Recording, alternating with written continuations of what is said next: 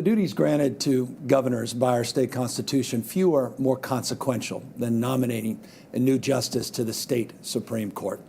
The California Supreme Court is the good and great guardian of not just our laws and constitution, but our state's deeply embedded and unwavering dedication to the principle of equal justice under the law. Today, I'm honored to add another distinguished name to that long legacy of jurisprudence. Judge Martin Jenkins is both a product and a protector of the California dream. The son of a Coit Tower janitor and a nurse, Judge Jenkins has spent a lifetime overcoming odds, breaking down barriers, and blazing new trails. A former NFL player, he excelled on the football field before smartly deciding there might be more career longevity on the field of law. As a lawyer and a judge, he's built an irreproachable reputation as a person of fortitude and fairness, a man of inner strength, grace, and compassion, who knows that despite what the Declaration says, life, liberty, and the pursuit of happiness are not simply inalienable. They must be relentlessly protected and defended. Over a distinguished career that spans more than 4 decades, Judge Jenkins has worked at every level of our vaunted legal system. A civil rights attorney, a county prosecutor, a municipal superior, and federal court judge, and appointed by President Bill Clinton. Somehow, we were able to lure him out of a well-deserved retirement at the beginning of my administration to serve as Judicial Appointments Secretary, where he's helped me elevate some of the most able and diverse legal minds ever assembled to the California bench. And now, his career culminates in a seat on the California Supreme Court. In the spirit of Oliver Wendell Holmes, who said, "The life of the law has not been logic, it has been experience, the felt necessities of the time." Judge Martin Jenkins has the right experience at the right time in our state's history. He'll also be making history as only the 3rd black man to serve on our highest court and the first openly gay Supreme Court justice. And trust me, as someone who understands firsthand the role of the court in determining marriage equality to be a fundamental right, I can't tell you how important it is to have someone on the bench who's a living, breathing example of the idea that love means love. He hasn't just learned the power of the law to protect our human rights. Martin Jenkins has lived it. So Justice Martin Jenkins is a person of highest principles, and I'm honored today to nominate him to the California's highest court. Justice Jenkins.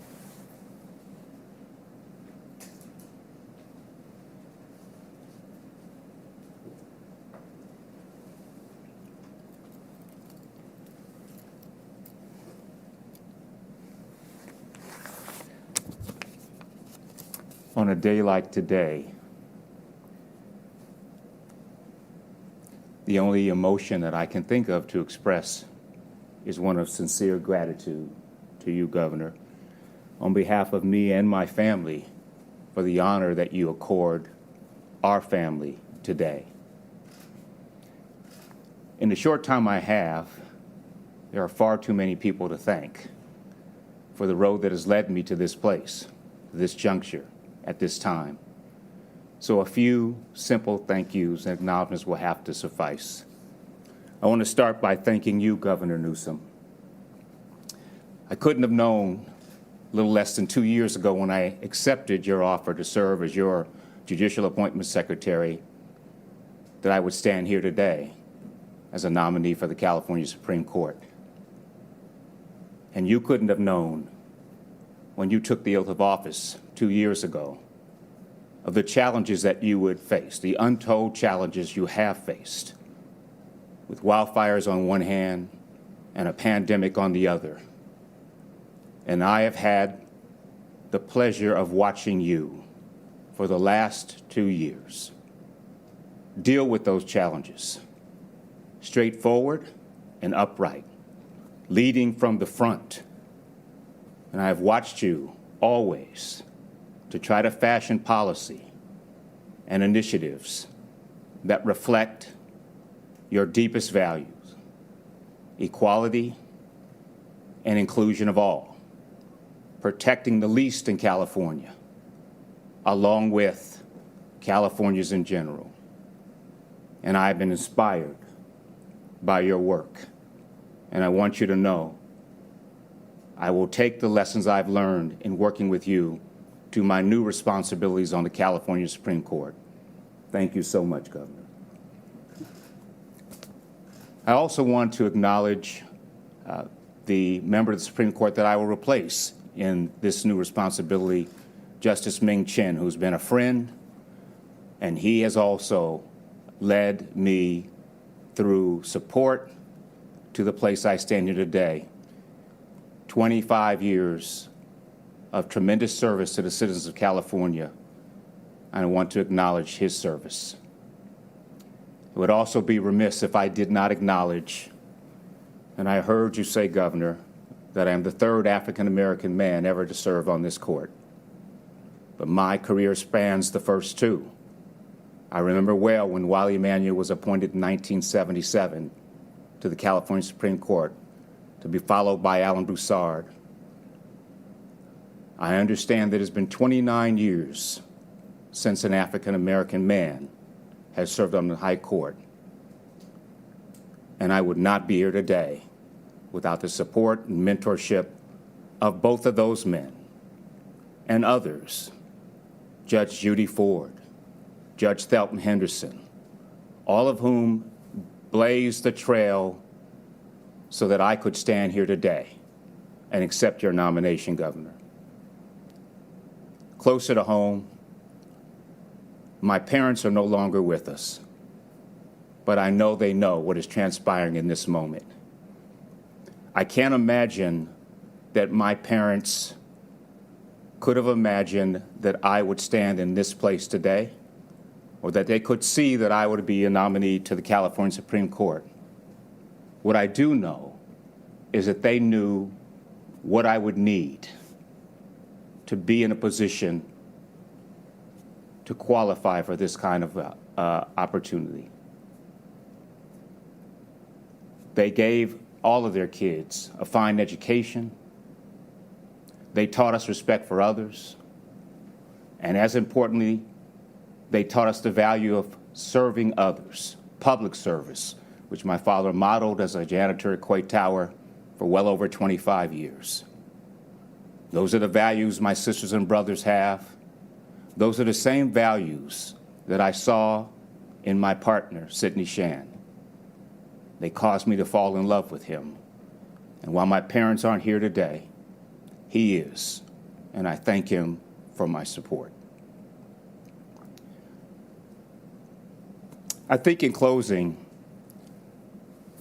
I want to say something about being a first. There have been firsts, and there will continue to be first. There's a significant responsibility that goes with being first that I think can be best dispatched in doing the work at the highest level I possibly can. But I want to say to some young person who may be out there today who is struggling with their identity, anyone who knows me knows my identity has been, as a gay man, perhaps the greatest challenge of my life. And it has not been easy. But I want to say today to those young people who may be watching and those who may hear about what has transpired here, that I am not here in spite of the struggle. I'm here because of the struggle. It has deepened my character, afforded me sensibilities about the world and about people who are not so willing to accept that people can love differently than they do, but nevertheless love sincerely and genuinely and effectively. I want these young people to know that living a life of authenticity is the greatest gift you can give yourself. And if you do that, you too will find yourself in a position where people see you. They really see you and who you are, your authentic self. And the extraordinary opportunity I'm being offered today, I thank you, Governor Newsom, for seeing me. And I will promise to do my best to dispatch the enormous responsibilities that are incumbent with this great office Thank you, Governor Newsom.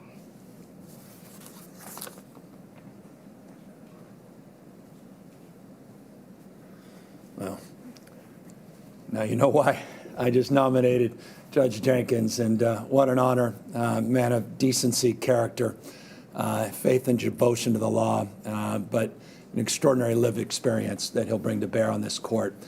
We couldn't be more proud of this moment and more proud of Justice Jenkins. And so I just wanted to dispense with that from top of today's presentation because of the magnitude and importance we place upon these selections to the California State Supreme Court. We certainly look forward to an expedited process through what we refer to as Jenny, and hopefully seeing Justice Jenkins on the court as early as next month. With that, let me update everybody on COVID-19 and our emergency preparedness response, and I'll begin with a slide here of the top 20 largest California wildfires that date back to 1932. This slide is very telling. It's also very alarming. If you take a look at the slide, you'll see a very large red part of the pie representing the August complex, which is now the largest in California's history. You can see it makes up more than all of the fires that occurred between 1932 and 1999. You can see the blue, what has occurred since 2000, just in a decade, the number of fires, and of course this year with the unprecedented number of wildfires here in the state of California. If that's not proof point testament to climate change, I don't know what is. Forest management has long been an issue. Vegetation management is certainly an issue in this state and in this nation.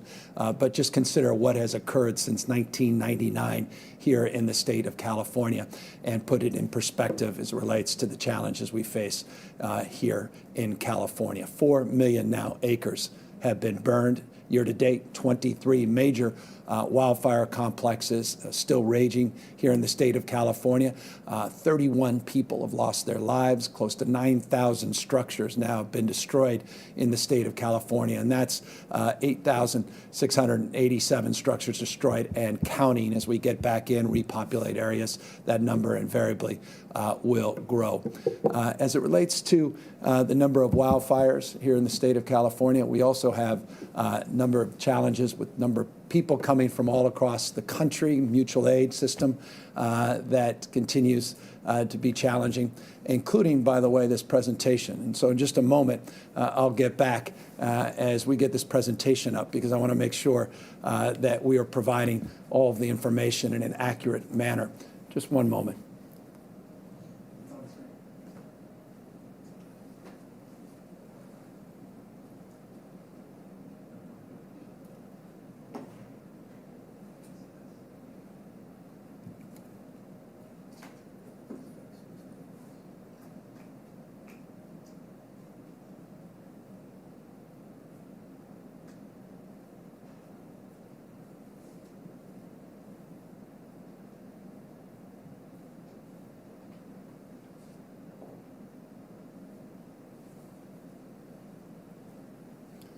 All right. Well, just like the virus and the fire spread, so does our resolve to get this technology back up and running. As I was just noting, we've had over 16,600 firefighters working on these fires, mutual aid from at least 6 states across this country, including the National Guard, men and women all throughout the United States that have been helping support our efforts. As it relates to some of the largest active fires here in the state of California, the one that's top of mind continues to be is the glass fire up in and around Napa and Sonoma counties. Last week, I presented to you that we were 0% contained on that fire.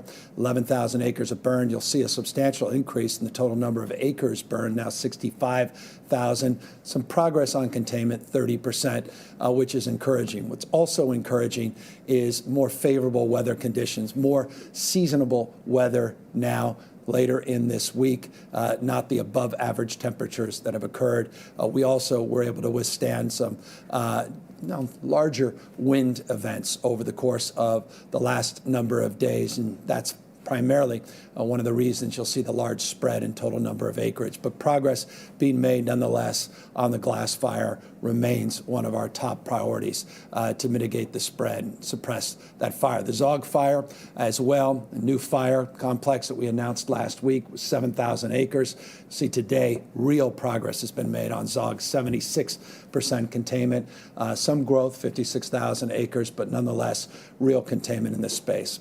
I mentioned a moment ago the August complex, 45% contained in some 878,000 acres last week burned, now breaking 1 million acres, unprecedented in California's history. This is simply the largest active wildfire in the state's history. Again, you looked at that previous chart going back to 1932. This predates even records prior to 1932. Progress, stubborn, 54% containment on this complex. Speaking of complexes, the northern complex in and around Plumas and Lassen counties, 78% contained last week, a little over 300,000 acres. We were able to keep the containment on the acreage to 318,000, 83% contained. The Creek Fire, large federal fire, though under a joint incident command with the state, California, CAL FIRE, and the U.S. Forest Service in and around the Fresno-Madera region of the state, 39% contained last week, 306,000 acres. Again, remember this fire is in that heavily impacted region of the state that was impacted disproportionately by the drought, impacted by quite literally over 100 million trees just in this specific area that fell due to that historic drought between 2011 and 2017. 39% contained last week. Making progress, 48% containment, but you're seeing the acreage we're getting under control in that fire.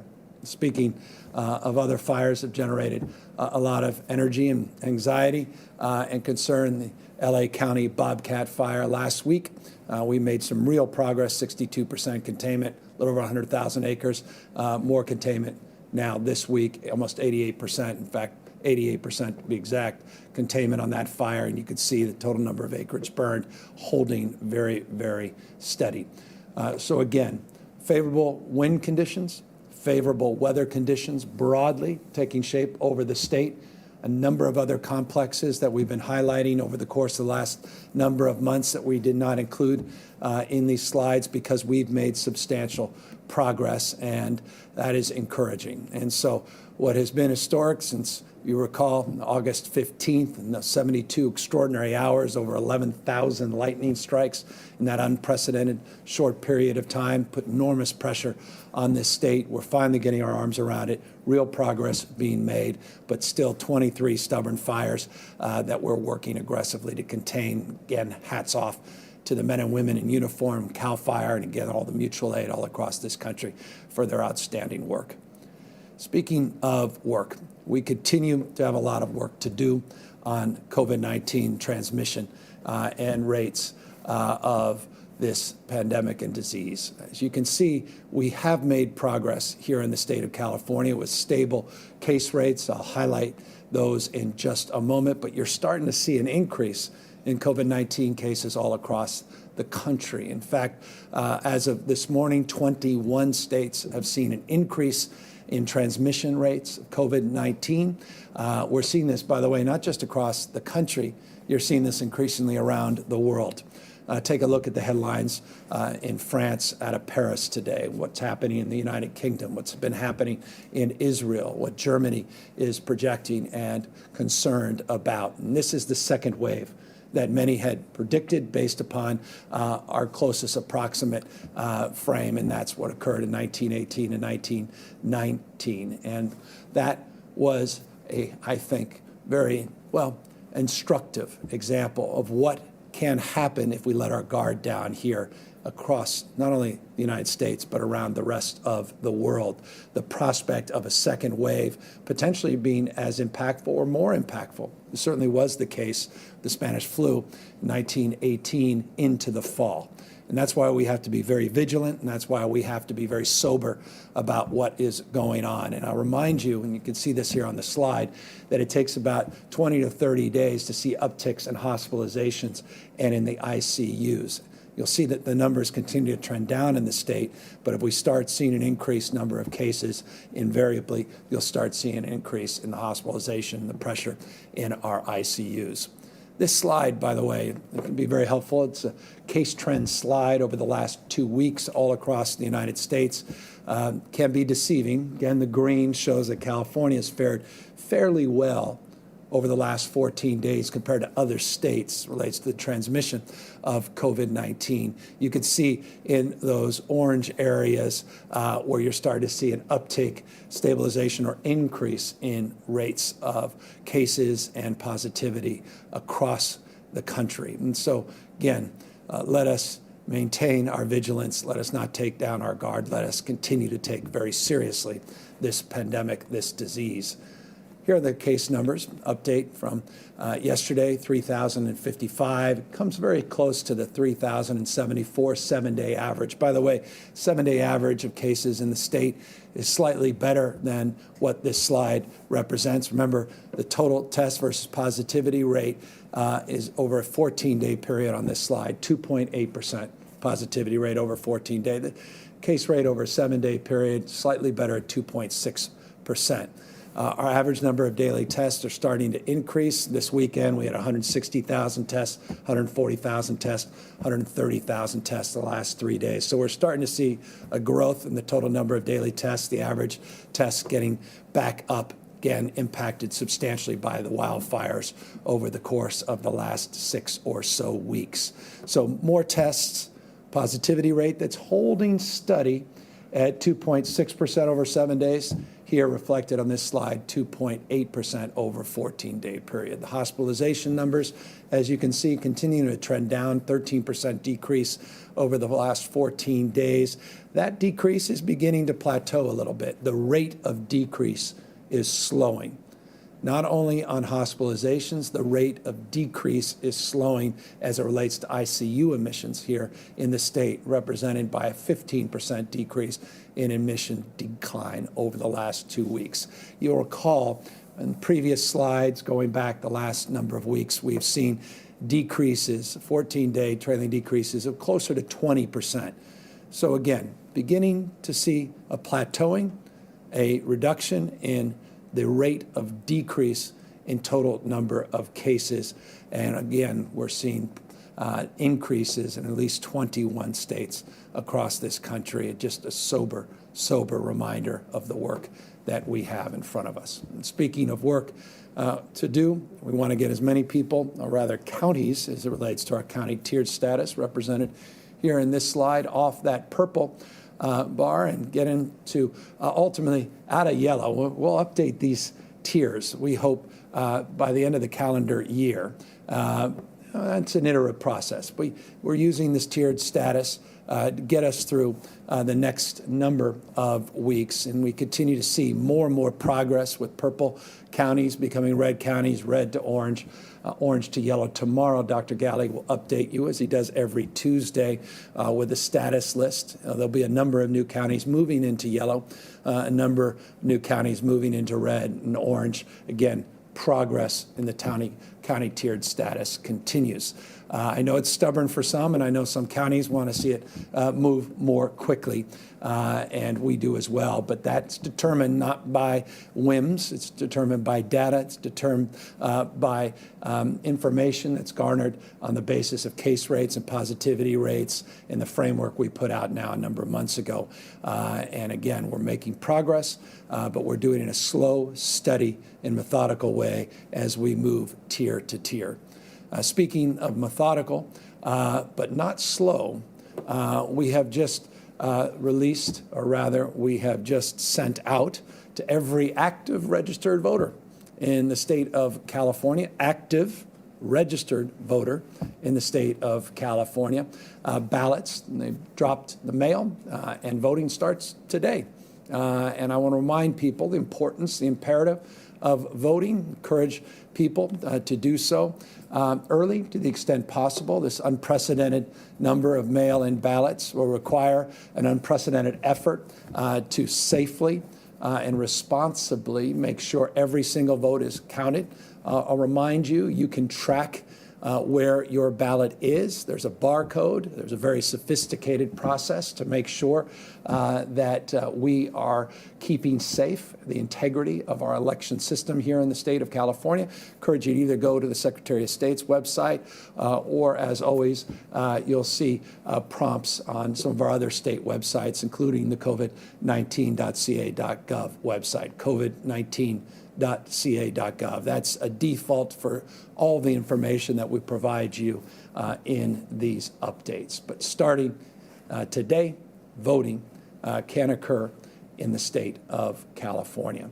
As always, I'll end with our admonition to everybody to continue to wear a mask, continue to do the good work you've done on practicing physical distancing and social distancing, minimizing mixing to the extent possible, and practicing appropriate hygiene, washing your hands and the like to mitigate the spread and transmission of this virus. As we open up more sectors of our economy, as we begin to open up our schools here in the state of California, invariably we have to step up our efforts and our vigilance in terms of the actions individually we take and collectively we take to mitigate the spread of this disease. I'll remind each and every one of you that we absolutely look forward to moving past this pandemic and doing so in a way where people can get back to work, where businesses can reopen, and people can get the kind of quality in-person education they deserve. And every family,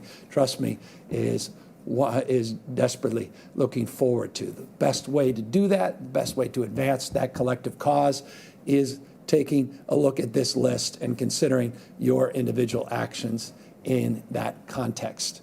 It will be the individual actions, the sum total of which will determine our fate and future and how quickly we can modify and reopen our economy until we have an immunization. And so it is absolutely incumbent upon all of us, particularly this vulnerable period of time where more and more counties moving out of purple into red, into orange and yellow tiers, more and more activity, more and more mixing, that we do so in a safe and responsible manner. And so forgive me for the redundancy, forgive me for repeating so often this mandate, or rather our collective mission as it relates to some of the mandates we put out in terms of mask wearing, but it's about protecting you and protecting your loved ones and helping us safely reopen this economy and get our kids back into school. And with that, now that we've got our technology back up and operational, look forward to answering any questions. Alexei Kosev, SF Chronicle. Hi, Governor. We're about 10 days out from the deadline that you and lawmakers set in the budget for reversing about $11 billion in cuts. And Congress is not close yet to reaching a deal on another stimulus package that you would need to do that. So if we reach that October 15th deadline without a federal bailout, what happens next for the state? And was this the wrong strategy to take for dealing with that budget shortcoming? Well, we've got to balance our budgets. We don't have a printing press, unlike the federal government. So we have responsibility, accountability, legal obligation to balance our budget. And we did so with hope and expectation that the federal government would support additional stimulus, and we're still hopeful that they may occur. Accordingly, you may have seen over the weekend, last few days, the president himself encouraging Congress to get back to work on a stimulus effort. That said, you're correct. On October 15th, we had stipulated that the cuts that we put into place already on July 1st, that they could be reversed if indeed that stimulus was taking shape. Looks at the moment, at least, that may not occur before the 15th, though we'll see. And so those cuts will remain in effect. I believe the strategy was a prudent one. I believe the strategy was one broadly shared by both the Senate and by the Assembly leaders. And I believe the strategy is still one that will bear fruit as it relates to efforts of the federal government to do more to support American citizens across this country, including cities and states that support our frontline employees, men and women in uniform, our teachers, and others that are on the front lines of this pandemic. Mailin Woodrow, ABC 7. Thank you very much, Governor. Sean Monterosso was shot and killed by Vallejo police on June 2nd. The Solano County District Attorney has recused herself from the case, and the Attorney General has declined to investigate, though the AG's office is investigating the destruction of evidence by police in this case. On Friday, Monterosso's sisters were part of a peaceful protest outside of your home. 17 people, including them, were arrested for failing to disperse. They say they've reached out to your office several times with no response. Would you be willing to speak with Sean Monterosso's family?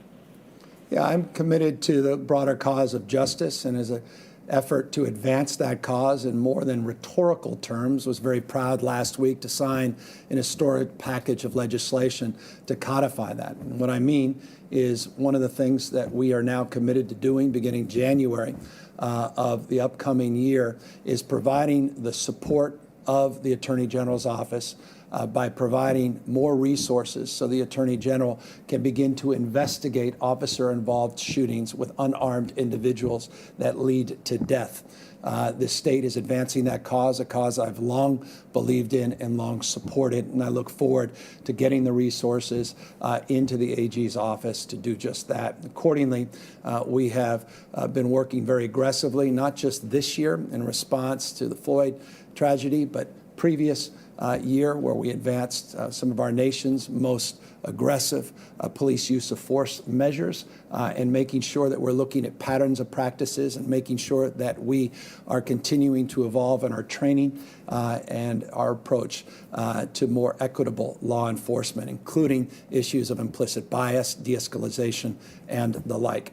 As it relates to the merits of the specific case, as governor, I'll take a look at that. In fact, I've asked my staff to take a much more detailed look at exactly why the Attorney General chose not to move forward in terms of the criminal investigation, though I'm very pleased and grateful to the Attorney General for moving forward as it relates to police practices in that jurisdiction. And so we'll have more to say, hopefully very shortly. Brody Levesque, LA Blade. Good afternoon, Governor Newsom. Before I ask my question, I'd like to address Justice Jenkins and just simply congratulations, Your Honor. Governor, looking at the situation on the ground with Disney and some of the other larger corporations that are having these massive layoffs, Disney in particular, have you guys made any allowances at all whatsoever for the aftermath to help these folks out, either through diverting state resources into, say, helping local jurisdictions out? I'm talking beyond unemployment insurance. I'm talking about, kind of a restructuring, because the longer this thing goes on, the more likelihood these jobs just simply evaporate. On top of that, we're having the same situation in Los Angeles County, where we've got a tremendous amount of small businesses that have just completely disappeared, and there's no likelihood of them ever coming back. And I was wondering, have you looked at, refocusing efforts moving forward, even as we're still combating this horrible disease? Thank you. You've just made the strongest case for more federal stimulus. The reality is even the nation, or rather the world's fifth largest economy, is in need of support. And in that respect, we've been very strong, very forceful, very active, working with Speaker Nancy Pelosi to make the case anew, as we've made the case for many, many months about the essential nature and the critical imperative of advancing a new stimulus to help support the cause that you rightfully acknowledged needs to be advanced, and that is supporting cities, supporting counties, and supporting frontline workers, including small businesses that have been disproportionately impacted by this pandemic-induced recession here in the state of California. And so that cause continues, and that cause is clear. And we have not only been forthright, we've also been very prescriptive in terms of what we're looking for in order to provide an architecture of advancing recovery here in the state of California and supporting working families, working poor, and supporting those that may have fallen through the cracks or not getting the support of unemployment insurance or the PUA support, and that may be more permanently harmed by this pandemic as it relates to their employability going forward. So on all fronts, we're putting together next year's budget. We have an economic framework moving forward. We signed a number of bills and advanced a number of economic and workforce development efforts in our budget. We'll continue to do more of that, and we'll continue to reinforce the imperative of getting more federal supports, including PPP for our businessmen and women, including extending unemployment and PUA insurance, including more direct workforce training supports to get people the skills that they need to get back into the economy as quickly as they possibly can. Alex Michelson, Fox 11. Thank you, Governor, and congratulations on the appointment today. I have a question about coronavirus. You've been pretty clear from the beginning of this crisis about the seriousness of COVID-19. The president this afternoon tweeting out that he's going to be leaving Walter Reed and saying, quote, feeling really good, don't be afraid of COVID, don't let it dominate your life. We've developed under the Trump administration some really good drugs and knowledge. I feel better than I did 20 years ago. Do you agree with that sort of messaging about COVID, and do you think that could be dangerous for people? It's a political season, so it doesn't surprise me or anybody, but certainly has impacted the president's life quite directly and quite significantly. He's been in the hospital the last number of days. 200,000+ people have lost their lives, lost a loved one. I watched today Mayor Garcia of Long Beach on a national show reminding us that he lost both of his parents to COVID-19. How deadly this disease remains and continues to be. I reminded you a moment ago, and I'll do it again, 21 states are seeing an increase in the transmission rates. Other countries are experiencing what was predicted, a second wave. To minimize, to negate, to dismiss this pandemic as anything but what it is, a deadly pandemic, a deadly disease that's impacting lives, destroying families, as well as our economy, I don't think advances the collective cause of bringing this country back together. Sovereign, KCBS. Hi, Governor. Thanks. It was only a decade ago that a lot of people would describe California as ungovernable, and now a growing number say it's unlivable. I personally know several people who have decided to move to other states. They've just had enough of worsening wildfires and rolling blackouts and smoky days when their kids can't go outside, and there are ads airing on our radio station now for a company serving people who want to leave the Bay Area. What do you say to the people who are ready to give up on California? I've lived here half a century. I've heard this pretty much every decade. You referenced a decade ago, and in this last decade, we've been enjoying economic prosperity, the likes of which few states have enjoyed. Last 5 years, 3.8% average GDP growth, 120 consecutive months of net job creation, record surpluses, record reserves, record level of business startups, innovation, more scientists, more researchers, more Nobel laureates in this state than any other state in this nation. All of that remains. Finest system of higher education anywhere in the world. The balance sheet of this state is extraordinary. Our competitiveness is second to none. The international status that we enjoy as a brand and our capacity to compete also is best of class. And so I'm very long this state, very confident in our ability to continue to prosper well into the future.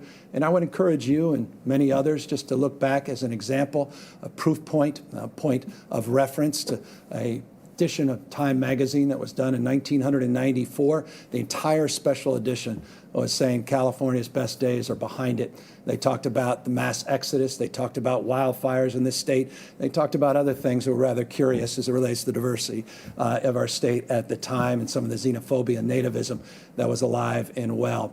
We recovered as a state. We worked through that, as we always do.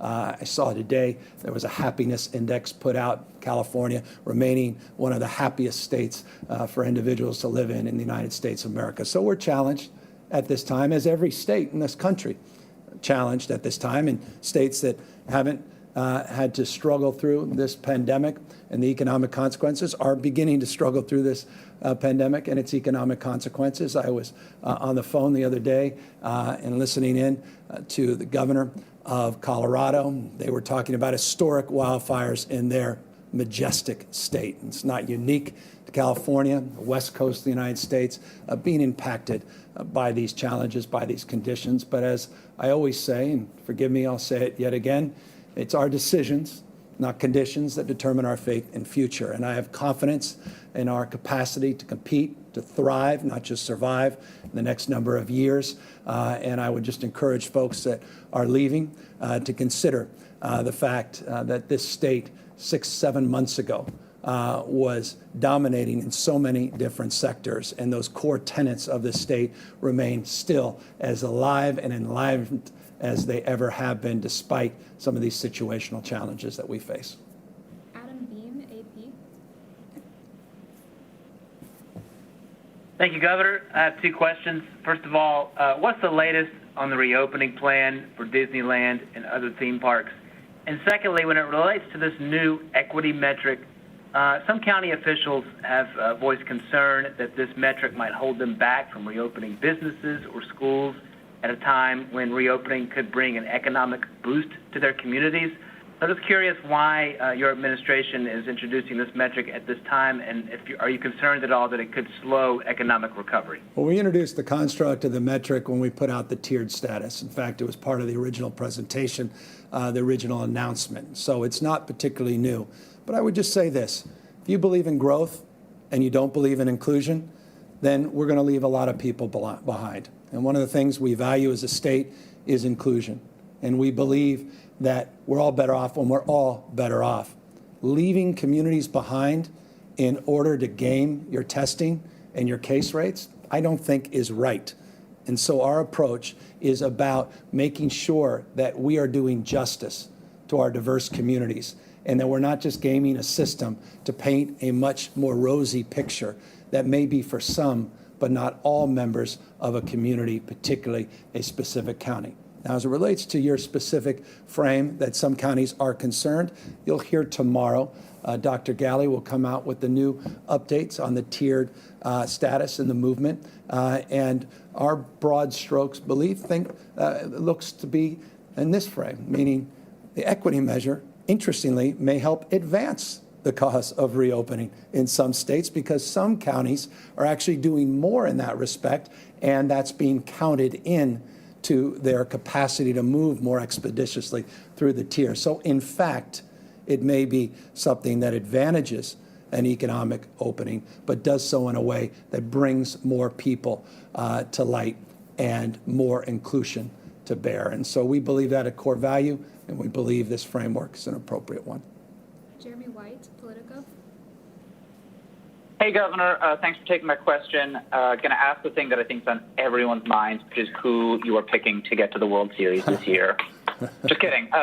As you noted, ballots have gone out around the state today. I know you've been busy with bill signings and budget stuff, but I'm curious to know, can we expect to see you hitting the trail for ballot initiatives you've endorsed, or for congressional candidates or the president in the coming weeks? No, I appreciate that question, and it's one that I've had a number of people have asked me, and we just haven't made the determination. So I think you framed it, and I appreciate you framing it as you did, as it relates to what we've had to address in terms of bill signing, some of these wildfires, trying to get the stability, addressing the issues related to transmission of COVID. So campaigning politics has not been top of my mind. That said, now that the ballots have dropped, now that we are moving into this final sprint in this last month, I recognize the imperative and importance of that.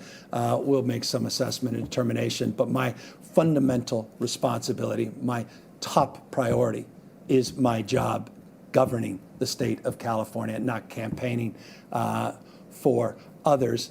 To the extent campaigning for causes that impact and benefit the state of California, we certainly look forward to doing more and saying more in that space. Final question, Angela Hart, Kaiser Health News. Thank you, Governor. The president's positive COVID test has raised some questions about your own COVID testing.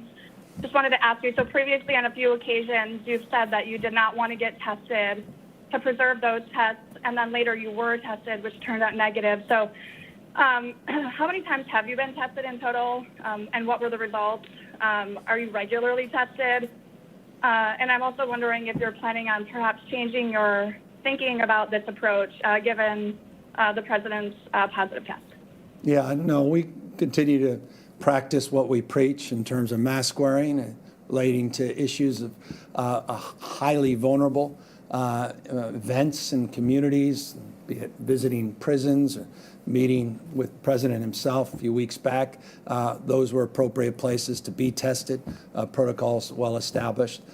So we'll continue to maintain our vigilance. We'll continue not to send mixed messages as it relates to importance and the imperative of wearing masks or minimize the impact of this disease on people's health and lives that are lost. And we'll continue to update people as it relates to the health of our state and the health of this economy. And as it relates to my health, we've been tested on multiple occasions, tested negative, and if I was tested positive, I would have the responsibility and you would have the right to know, and that would be forthcoming.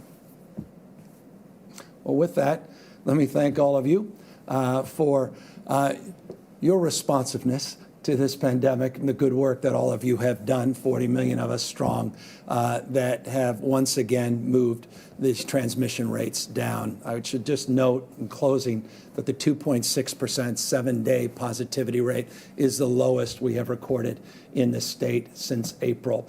That's very encouraging, but again, we're seeing a plateauing of the rate of decline, and we're seeing parts of the state that continue to struggle as it relates to are effective and as it relates to the transmission of this disease. And that's why it's incumbent upon all of us to be vigilant and maintain the status, all the hard work that you have advanced, and continue it so we can get through this, get to a vaccine. Take care, everybody.